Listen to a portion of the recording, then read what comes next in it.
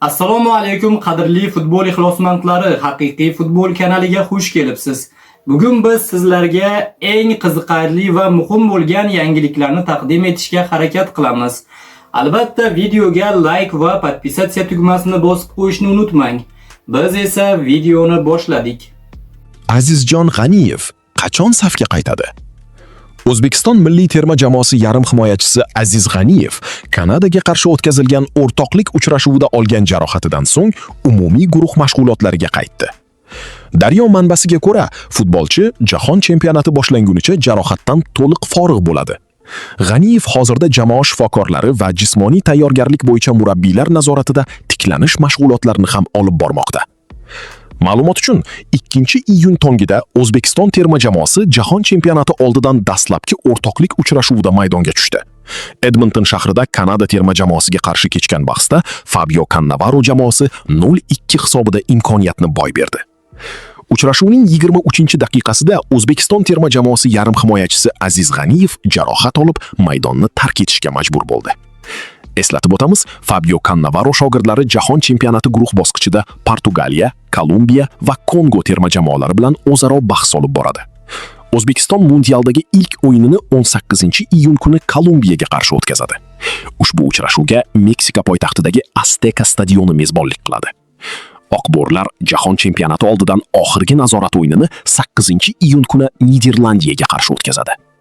Portugaliya matbuoti O'zbekistonni xavfli raqib deb atadi.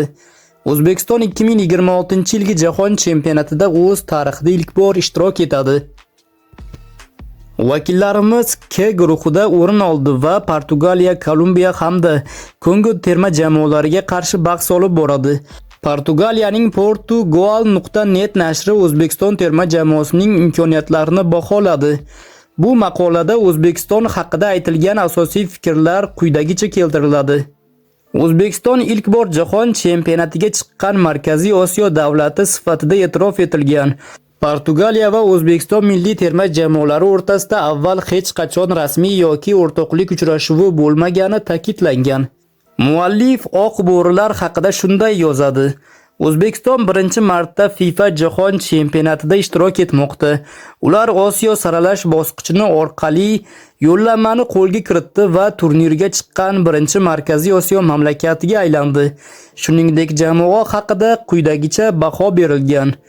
Oq bo'rilar energiyaga to'la bo'lgan va ularni yo'qotadigan hech narsasi yo'q. Osiyo futboli tez sur'atlarda rivojlandi va OFK saralash bosqichi avvalgidan ancha raqobatbardosh tus olmoqda. Biroq muallif Portugaliya tarkibi bilan taqqoslaganda farq katta ekanini ham qayd etdi.